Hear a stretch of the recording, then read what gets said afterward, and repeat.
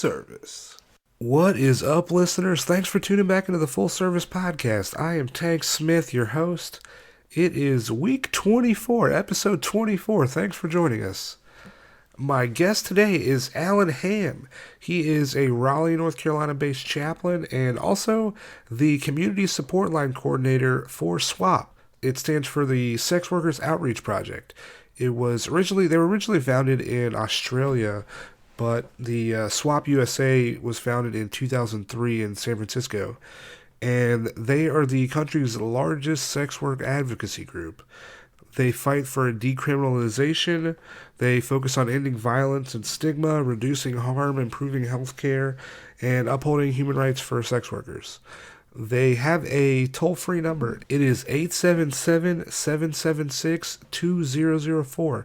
That is the SWOP Community Support Line. The phone lines are open 24 hours a day for sex workers. They have sex workers as well as volunteers that answer those phones, and they're able to help you with any problems you may have that you may face on a daily basis. So Alan, he's actually in charge of that community support line. So I sit down with him. It was kind of cool. I've interviewed a lot of different people on the podcast and a lot of different environments. I've been in literally my room. I've been in hotels. I've been in people's apartments. I've been in houses.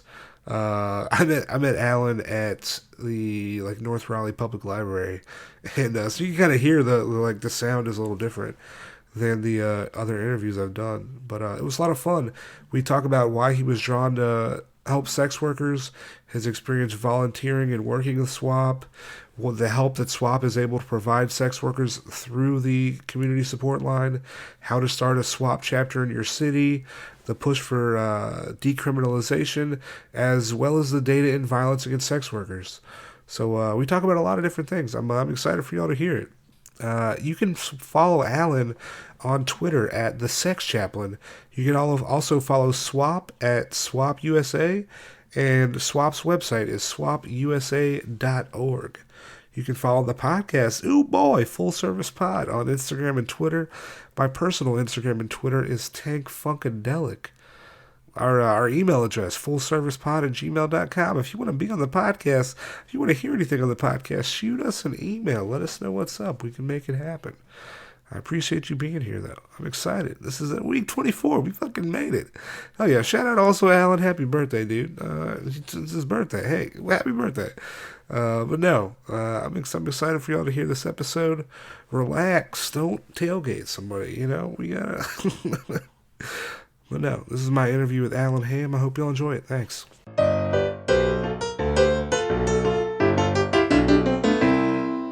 What is up, listeners? It is Tank Smith. I'm back. I'm excited for this episode today. My guest, Alan Hamm. He is the Community Support Line Coordinator for SWOP. Alan, thanks for being on the podcast. Well, thanks for having me, Tank. Heck yeah. I'm really glad that there's a podcast that is kind of extolling sex workers instead of denigrating them, because you see a lot of people being negative about sex work and sex workers when it's just people trying to make a living. Yeah, it's crazy.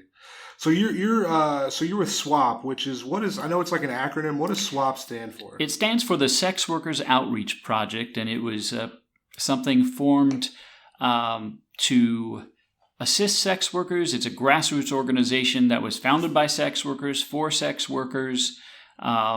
They host everything from meetings about decriminalization to lobbying for decriminalization to having different chapters around the nation so that people can connect with each other, both to relieve the kind of solitude of sex work, as well as to bond together and let each other know about things like dangerous clients or places where you want to do these things or don't want to do those things because of the severity of the law in different areas. Okay, nice. What is your kind of role, the community support line coordinator? What do you kind of do? So one of the things that SWOP runs is a community support line, and it's basically a line where sex workers can call in and just talk about what's going on to non-judgmental people, many of whom are sex workers or who have been sex workers, because it can be very isolating as a sex worker, especially if you're in an area that's not a larger city. So SWOP has a community support line where people can call and get either practical kind of what do I do in this situation, or just emotional support, venting and talking about difficult times. I started volunteering on it because I had previously been the crisis line coordinator for a local domestic violence and sexual assault center. Okay. And when I left there, I really got interested in how many people just denigrated sex workers and did not treat them fairly. Is a population that people just laugh at or blame or just basically shit on.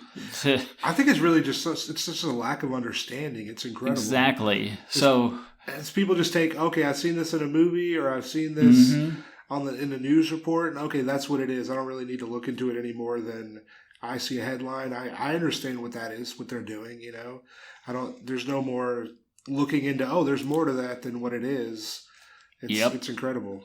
It is. So after I volunteered for a bit, they decided to hire me part-time. So that's what I do now, is I manage the phone lines, manage our volunteers, and try to make sure that it's covered 24/7 so that when somebody calls, they get a person instead of a recording. Although if they do get a recording, we try to check those as well. Yeah. Is SWOP mainly volunteer based? Is there a lot of? It is mainly volunteer based. There are some paid positions, but most of SWOP is volunteer, especially because SWOP really depends on the chapters. There are many chapters across the United States, and you can look on our website, swop-usa.org, and you'll see the different chapters. And new chapters are forming all the time as well. So it's those kind of grassroots communities that are really the backbone. There is a larger SWOP USA that's a national level that, like I said, tries to work on decriminalizing sex work, etc.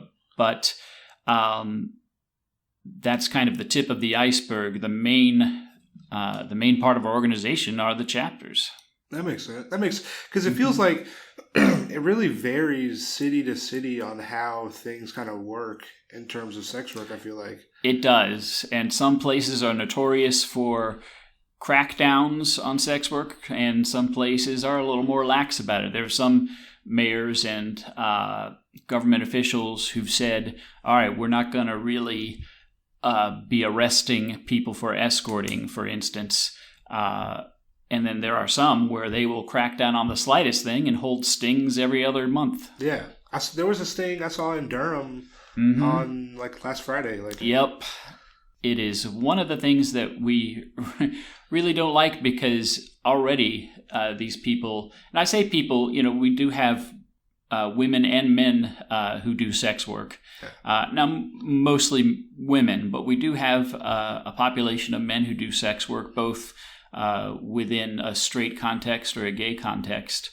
But either way, when someone gets arrested for doing that, then that affects their lives down the road. Then it's almost like they can't do anything but sex work because they have a record, and it's tough for them to apply for a regular job, because pretty much most jobs nowadays, even working at Target or Walmart, have a background check. Yeah. It would affect you and your employment opportunities for the rest of forever. Mm-hmm. Do you feel like most of the people that reach out are women to SWOP? Yeah, I would say at least on the support line, it's probably 92% women, 8% men in terms of the sex workers who call. But again, one of our challenges and what we're trying to do is to get our number out there. I've talked with many people who are like, I didn't even know you existed. Yeah. I'm so glad that I looked on the web, or a friend told me about, or I saw something on Twitter.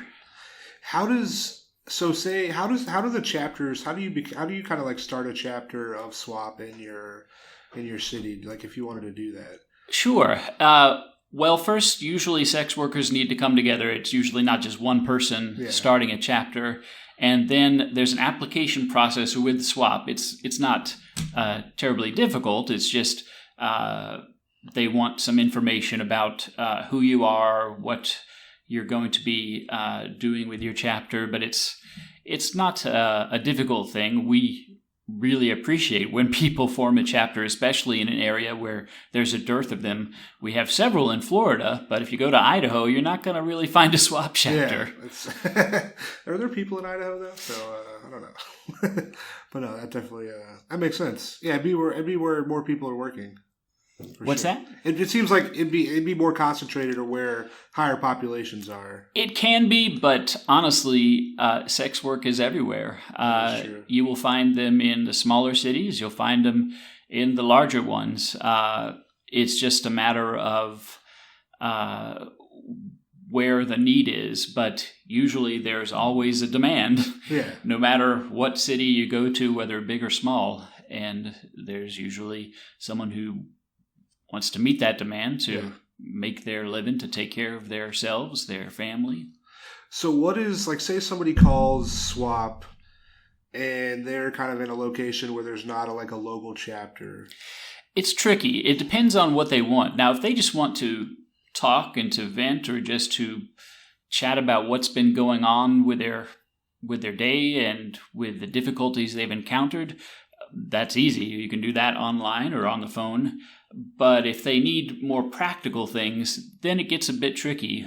We do have a certain amount of money that is donated to us through foundations and through individual donations, but it's not a lot. So there have been times when we're able to help out, but it's never for a long-term basis. So we usually just try to see if there's support on the internet. A lot of people have done GoFundMes and things like that. If they are in an area where they need bail money or need to pay insurance because they were not well and they ended up having to stop working for a while.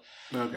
It's, again, because it's a taboo thing, it's very difficult for many sex workers to just go normally to the hospital or to some of the regular charities for fear that they won't get the same treatment if they find out that they do sex work. I wonder if there'll even be the threat of being outed.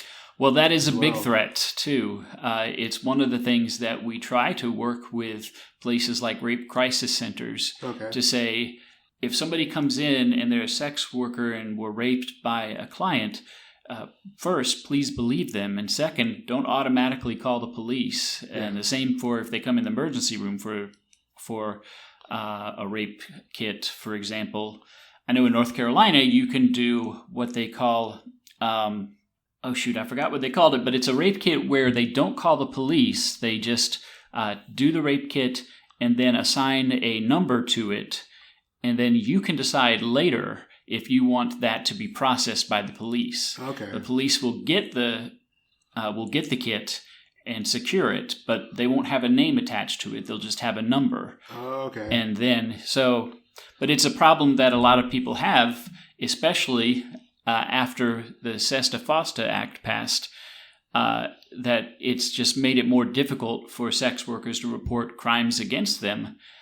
Because they're afraid they're going to be arrested by the police or outed and then spied on, followed, that sort of thing, by the police looking for them to mess up and get caught escorting or whatever they're doing. I mean, I know people that have been robbed by people and then they're like, I can't go to the police. Yeah, exactly. And so that's why we push for decriminalization, because we found that protects sex workers and it also kind of ameliorates the view that people have on sex work. Now, there's always going to be people, whether for religious reasons or whatever, that are like, sex work is horrible, everyone's going to hell, that sort of thing. Yeah. But I don't believe that. And I think that just like public opinion changes on a lot of things like, say, marijuana, the legalization of that, the decriminalization, I think is slowly starting to trend to where people, especially younger people, are starting to see that, this is something that we don't have to be so adamant against, and that we can be against sex abuse, where like a pimp will abuse a sex worker while maintaining that sex workers on their own have individual rights and integrity. I think it's crazy that it's just so many people are doing it. Mm-hmm. Just so many people are doing it, and yet nobody's talking about it, or still this taboo thing. Yet thousands and hundreds of thousands of people are doing this thing. And you can see on the internet, I mean, pre-internet, obviously it was probably a lot more difficult to find sex work unless you really wanted to.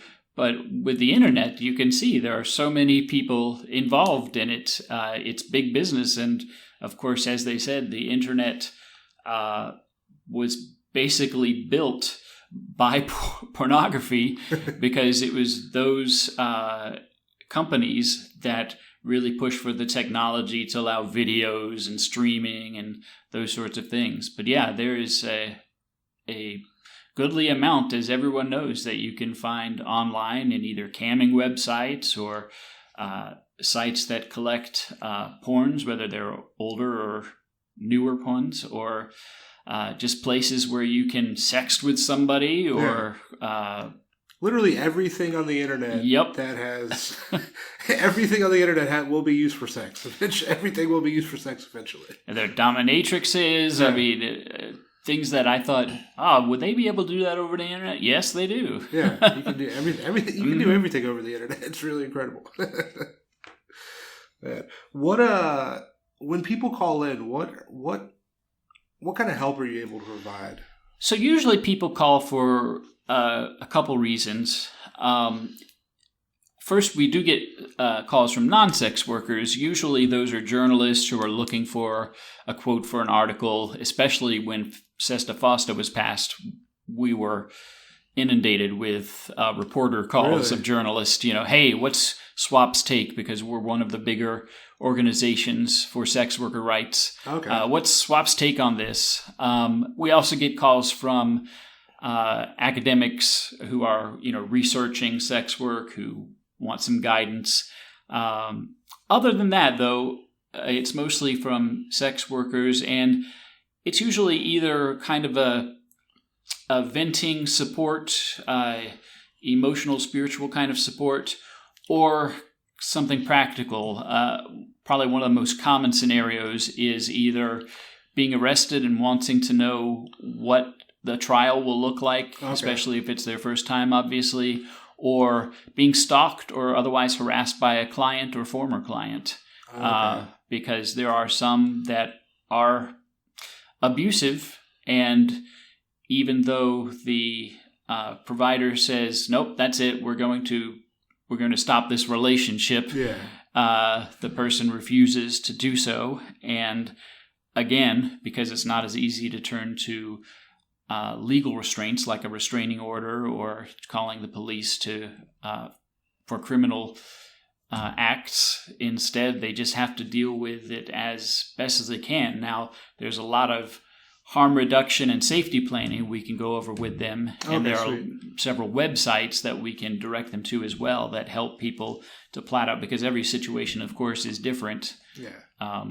Is this person your former client and ex? Well, that makes it a whole big different thing. There's levels to everything. Every single call is going to be different, but yet there's still going to be similarities with experiences that people are having. Mm-hmm.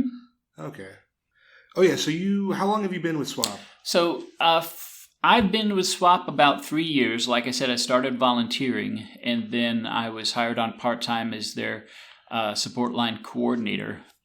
I was drawn to it because I used to, like I said, work as a crisis line coordinator for our local domestic violence and sexual assault center. And before that, I was a chaplain at one of our local hospitals. Okay. And in both cases, I met with women who were being mistreated simply because they were sex workers. They were not believed in terms of rape cases. People kind of shooed the domestic violence situation, not the center. Is that common a lot where it's in rape cases where they're like, you're a sex worker? I don't. Yeah, not so much with sexual assault centers. They usually believe. Yeah. But definitely with law enforcement, with even friends and family. If they know that their loved one's a sex worker, they'll still kind of blame the victim. Say, well, you shouldn't be a sex worker. Is it almost like you're putting yourself in a dangerous situation? Right. So you're if you weren't in that situation, that wouldn't have happened. Exactly, which no one does the same for any other job that has risks. If you're a soldier and get your leg blown off, no one says, well, you shouldn't have gone to Afghanistan. Yeah. No, they say, wow, we respect your service. If you fall off a construction job and break your hip bone, again, people are like, well, you shouldn't have been doing construction. No, they're like, wow, that's so horrible. I hope you feel better soon. But if something happens recently, you may have seen the clip. There was a pole dancer who fell off the pole from a great height. 30, 40 feet.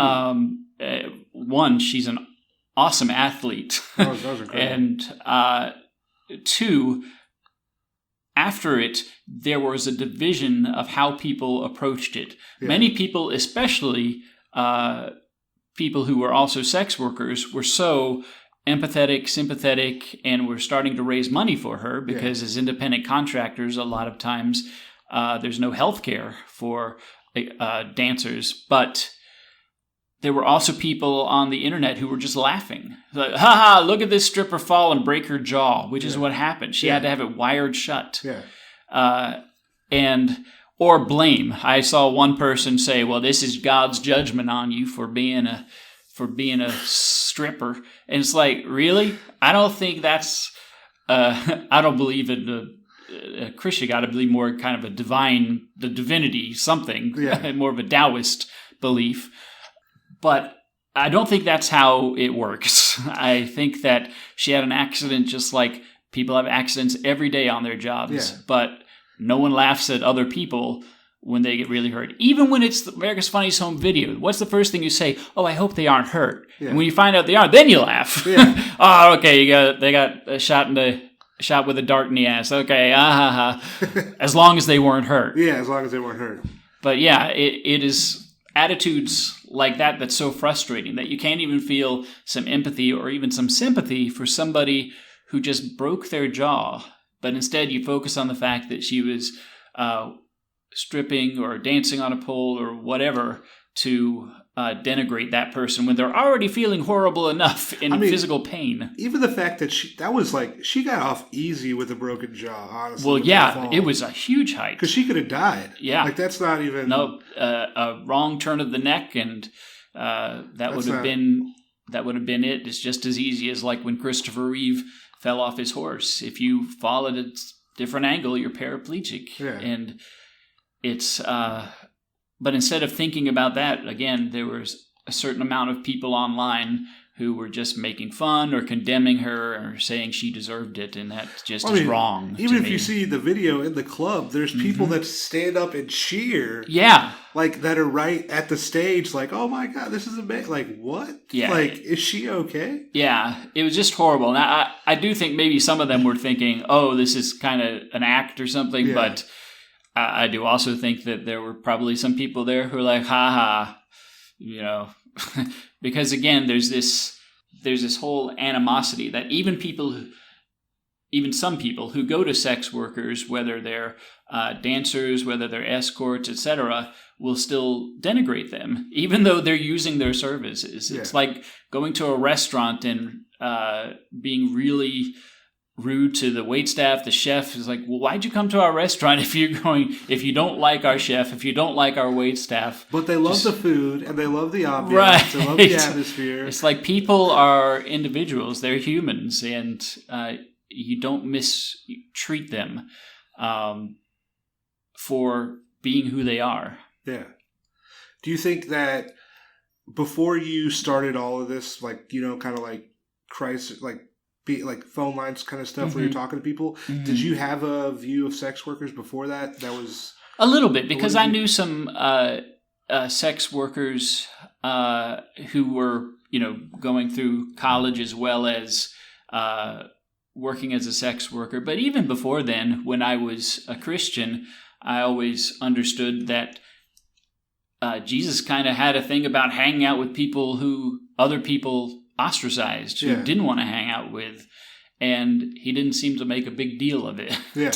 So to me, even though I'm of a different belief now, I still grew up with the thing of you shouldn't judge. And the same for any of the people who are ostracized. I grew up in the era where it was difficult to come out as LGBT. Yeah. But when people started doing it, it was difficult for them, especially here in the South with a very strict religious Bible Belt mentality. I mean, even in the South now, it's oh fine. yeah, In the South now, it's like it definitely is. So to me, it's part of the inequality that I didn't like, and it all stems from that kind of patriarchy where if men do something, it's okay. If women do something, it's not okay. I've talked with one guy who's a sex worker who does straight porn. Yeah. And he has issues that he wants to talk about with his friends, but they won't listen because they're all like, you're the man. Yeah. You have sex with women for money. Yeah. That's the dream job. I wish I were you. And he's like, they don't understand it's a job. Yeah. And the job has stresses, and the job has risks, and the job has benefits. But whenever I'm around them, they're all just like, oh, yeah, they brag about me. And he's like, I just want to be seen as something different. Whereas most of the women sex workers that I've talked with will say, as soon as somebody finds out they're dead, you are a whore. You are, spreading your legs for money. You are, it's like the same exact thing. One guy's called a stud. That's the other one's called a whore. Yeah. And again, a guy can have a sexual partner count that is so high, and people will be like, well, he's sowing his wild oats. Or, hey, he's lucky, he's getting all that action. A woman does the same thing, and it's, oh my gosh, how could you do she that? is such a whore, and she's going to be so stretched out, no man will want her, which is not how, of course, vaginas work. But again, there's this whole culture that says that sexuality for women is bad. They should remain virgins and not have many sex partners, where guys, hey, go for it. Do all you can. It's so incredible, too. I think that's even tied up in religion as well. Like, oh, yes. Just trying to, just like social control, and I don't know, there's a lot to it. Well, it's one of the reasons why my handle is @the_sex_chaplain. Oh, yeah. Because, one, I'm a chaplain, and two, you can be spiritual without having to agree with a lot of the tenets where people will put down women or put down gay people or trans people or put down sex workers. Yeah. I think that it's very possible to combine both of those things. Yeah. People are like, well, you can't be spiritual, you can't be a chaplain if you believe in sex work. But I'm like, no, you can. Yeah. It's just that you have to find your own way. You're not going to be able to rely on dogmatic principles that you may have grown up with. And of course, some religions are a lot more lax about things than others. And some religions have started accepting LGBT people and even to some extent sex workers, although, again, that's kind of a work in progress for most religions. I think that one is a harder hurdle for them. Yeah. I know that trans sex workers have the highest rate of violence against them. They do. And in fact, we at SWOP are always concerned for them, especially at the Super Bowl. There was so much hype about the Super Bowl is the worst trafficking event of the year. Yeah. It's not. That's been debunked many times by many reports, but still the anti-trafficking organizations hype it up. It's a way for them to get donations, to be a little cynical about it. That makes sense. It's and it's from a flawed study that didn't even mention the Super Bowl. It was, I think, talking about soccer games and things Really? like that. But in any case, it's not. And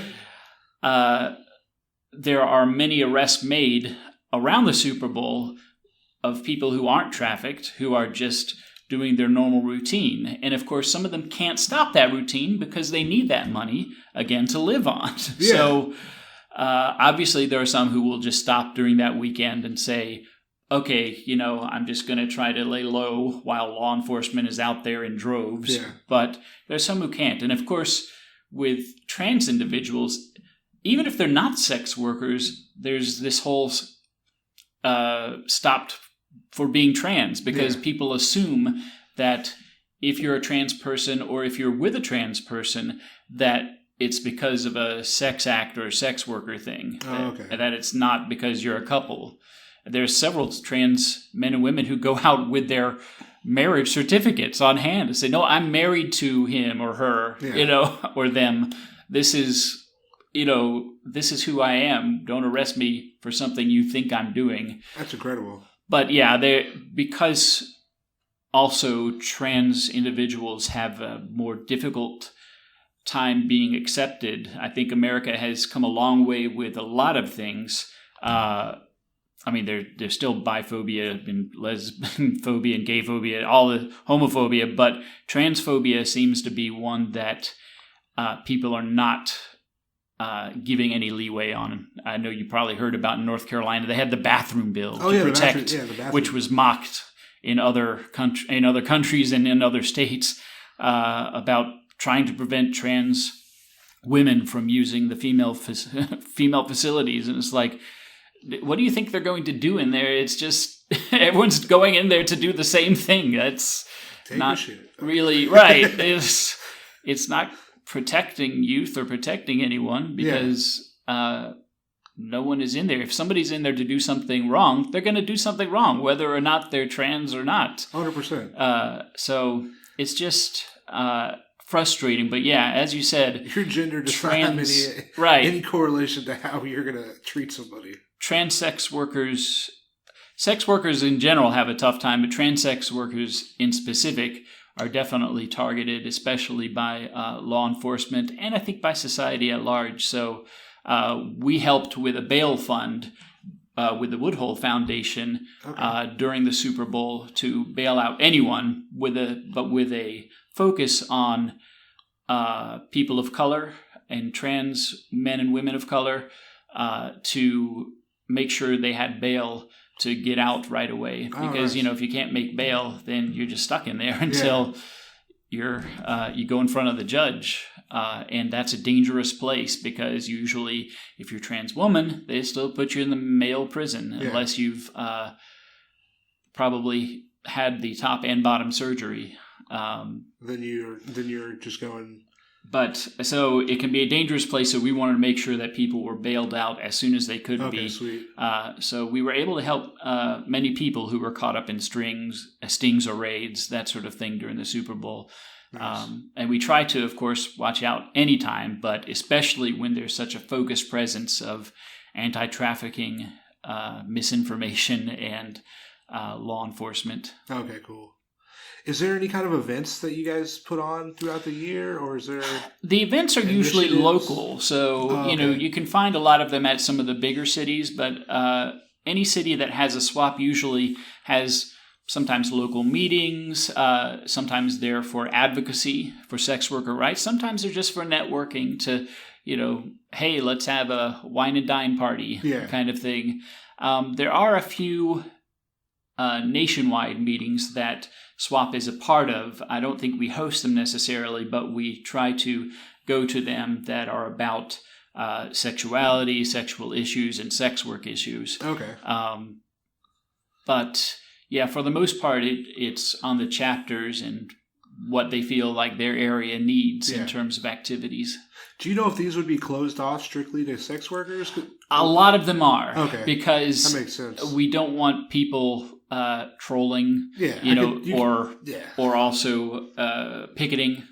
It's meant to be a safe space for sex workers. Now, I'm sure there are some events that are that are like forums that are open to people who just want to talk about and debate about sex work and decriminalization, that sort of thing. But when it comes to networking stuff, it's usually sex worker only, so that, sweet. A lot of clients won't come there and I was thinking make that. it I'm unsafe. I'm thinking that. Like, if you just have a meeting, it's all sex workers, then you got like 3 clients just hanging out. Right. Like, yeah, we just wanted to see y'all.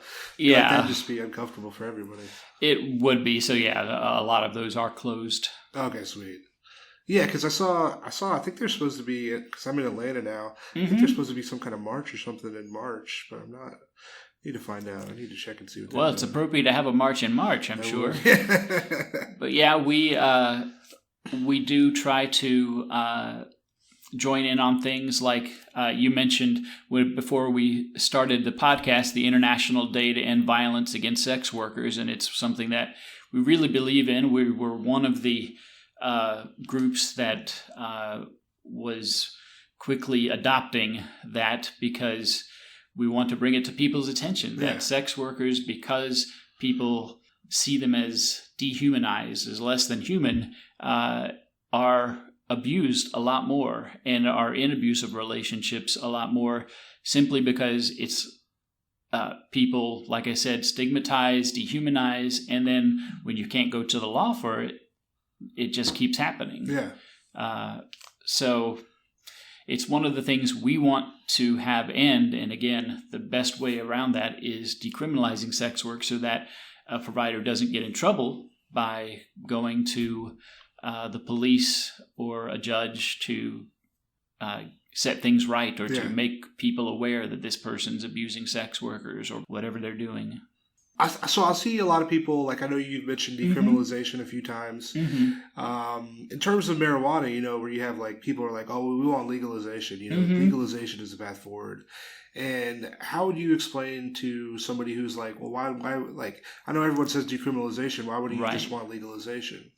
Well, there are definitely others who have a lot more research on this than I do. But my take is that legalization would kind of codify things for the government, so the government would be in charge of things. But the problem there is the government still has biases. Oh, yeah. So again, you could have biases against black sex workers or against trans sex workers. You could have biases against people who do full service as opposed to people who dance in a club or erotic massage, that sort of thing. So decriminalization keeps the power in sex worker hands without the fear of being arrested for simply, again, doing a job that to support themselves and their families. Because the government, they'll put regulations on things that they don't fully understand. Right, and that's thinking the that concern. They know the best path forward. That's the concern, because as we've seen in many times in history, both in U.S. and world history, people tend to, as you said, think about things without asking and enact things without asking the people who they're being affected, without asking black people about what civil rights, about not asking sex workers about what kind of rights. The sad part is that's where kind of a lot of the conservative or religious base also interacts with the what they call the radical feminist base. Okay. So there's such a thing called a sex worker eradicating radical feminist called SWOP. Really? Although I'm sure people who believe in that don't want to be called that, but SWERF. And it's basically radical feminists of a certain branch who believe that any sex work is taking advantage of a woman, no matter if the woman says that she wants to. They don't talk about men sex workers. Yeah. They're like, men, figure it out for yourselves. Yeah. But that any woman sex worker is being manipulated into sex work, and they want to put a stop to it. Just carte blanche, just no more sex work, which is ironic because most of them also feel like a woman's body is her choice and are very pro-choice for abortion rights and reproductive rights. But for some reason, when it comes to sex work, it's like, no, you can't have control of your body. No matter how many sex workers say, I do this on my own. There's not a guy that collects money from me. Yeah. I'm an online presence. I work for myself offline, whatever. No matter how many people give input, they still say, nope, it's all trafficking to some extent. Yeah. I mean, if we had a different economy, I'm sure there are many people who would say, no, I don't want to do sex work. I'd rather do something else. But if you're poor, if you are not able to get an education, if you're blackballed for being a felon, there are very limited places that you can go to and make the same kind of money. Yeah. Because let's face it, there are perils in anything. Perils of working at, again, Walmart or Target. Yeah. I mean, people berate, people sexually assault and harass you coworkers or bosses or, customers. So it's easy to say, let's just get rid of sex work. But again, you're not listening to sex workers. And it just surprised me that there were radical feminists that were like that, because before I started working with SWOP, I just assumed feminists would be on board the whole your body, your choice kind of thing. Now I could see them being against pimps and against sex traffickers, but so are all of the sex worker organizations and sex workers that I've talked to. Yeah. Every one of them will be the first to say, we don't want people having sex against their will, and we will do what we can to fight against it. But right now, there's a huge conflation of sex trafficking and sex work in general that is really endangering regular sex workers and not doing a heck of a lot for people who are being sex trafficked. I mean, because it's easy to put a label on something like, okay, we're going to stop human trafficking. Because, buzzwords really help, So human trafficking, people are like, human trafficking, we got to stop this thing. Well, yeah, and especially when you say sex trafficking. Yes, yeah. People focus on that a lot more than labor trafficking, although personally I think labor trafficking happens more often. I mean, I know I grew up here in the South, and there were migrants who would come work the tobacco and cotton fields every spring and summer.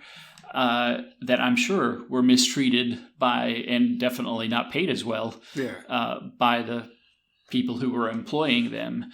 But we don't talk about that as much because sex is such a taboo subject. And again, that thought that women should be virginal and pure and, the kind of dichotomy of the whore angel, the pure and the impure. So when it comes down to it, it's easy to say, yes, let's all be against sex trafficking. Yeah. Because if you try to speak up, what are you saying? You're saying, oh, you're against us who are trying to stop sex trafficking. You want people to be sex trafficked? And it's like, no, that's not what we want. Yeah. We're saying that there are differences between what you're talking about and what we're talking about. Yep. And we'd like that not to be conflated. Because it's just, it's all talking points and it's...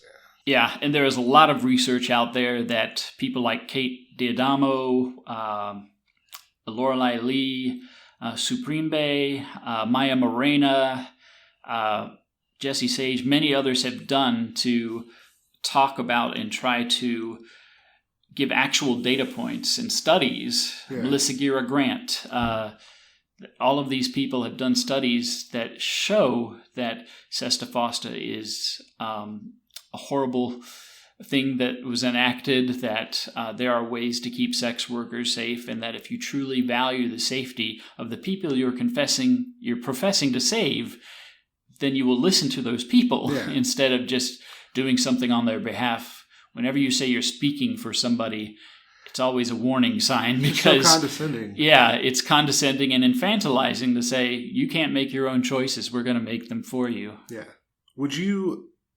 Is there anything, like, if, say, someone out there needs help or something, would you suggest SWOP for them to contact SWOP? Well, if it's involved with sex workers, yes, definitely. Yeah. We're aligned, only focused on sex worker and sex worker needs. So, if there is something going on, even if it's something that doesn't have to do with sex work, that you want to talk about? Because again, I've talked with several, and again, as have our volunteers, about sex workers who are dealing with domestic violence relationships or sexual assaults, but they don't really want to call a domestic violence hotline or sexual assault hotline because they're afraid they're going to be judged. Yeah, I think a lot of those hotlines are good and probably wouldn't judge them, but you never know. Yeah. Whereas with us, we're always going to be non-judgmental. We don't work with law enforcement. We are always confidential. We do not tell people about what's going on unless you want us to, unless you want us to try to reach out to different organizations in your area that may be able to help. Yeah. But so it doesn't have to be sex work related while you're calling, but sex workers are always willing to and welcome to call the lines 24/7. We have volunteers on the East and West Coast and in between, so that, even if you call it 3 a.m. Eastern Standard Time, someone's up on the other end on California time at midnight and will answer your call. And again, we try to keep that 24/7. Sweet. And what's that number? Oh, thank you for reminding me. I wanted to let you know that number because obviously you can look it up on swop-usa.org, but it's also a toll-free number, 877-776-2004. So that's 877-776-2004. Awesome. I appreciate it. Alan, I really appreciate you coming on the podcast. What's your Twitter handle? Well, sure. It's at The Sex Chaplain. The Sex Chaplain. THESEXCHAPLAIN. Heck yeah. And people are always welcome to follow. I try to support and retweet anything that's going on about positive things in sex work or people who are needing help, like the dancer who fell, and anything else that's sex positive or sex work positive. Heck yeah. Awesome. Alan, I really appreciate you coming on the podcast. Well, thank you, and I hope people listen to your podcast, subscribe, and also come out to see you when you perform your comedy. Heck yeah. Awesome. Well, I appreciate it, listeners. We will be back later. That was my interview with Alan Hamm. Alan, shout out. I appreciate you coming on the podcast. That was a lot of fun. Listeners, that has been episode 24. Episode 24 is in the books. If you have not yet, give Alan a follow on the old Twitter. He is at The Sex Chaplain. SWOP is also on Twitter. Give them a follow as well. Their Twitter is at SWOPUSA. Their website, swopusa.org. The community support line, the phone number is 877-776-2004. So, give them a call if you need them. But no, that has been episode 24. I appreciate y'all listening. I got another interview next week. My guest is Haley Muse. She is a Raleigh-based escort, originally from Canada. I interviewed her actually the day before I interviewed Alan. She's actually the first person I ever interviewed for the podcast. So I launched in October of 2019. The first interview I ever did was in July, and that was with Haley. And I for sure know for a fact that if we would not have done that interview in July, this podcast would not be a thing. So no, I'm super appreciative to her. And I'm excited for y'all to hear this interview. It's not the first one we did. That one, that one's in the vault. Nobody gets to hear that unless maybe we might auction it off. Maybe a couple G's. You might get to hear the interview. We will see. But at this point, no. But this is the interview I did a couple weeks ago. Super excited for y'all to hear it. I got some comedy coming your way. I will be in a Mazda Decatur this Sunday, the 15th at 7 p.m. And I'll be at Laughing Skull on the 30th of March, trying to fill that month in. We will see what happens.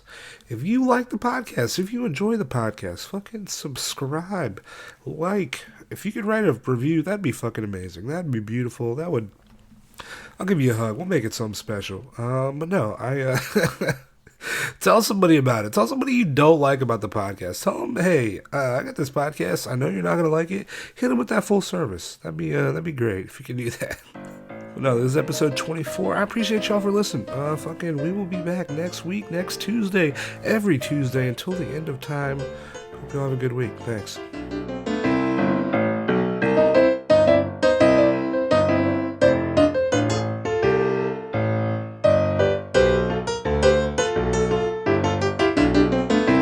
Full service.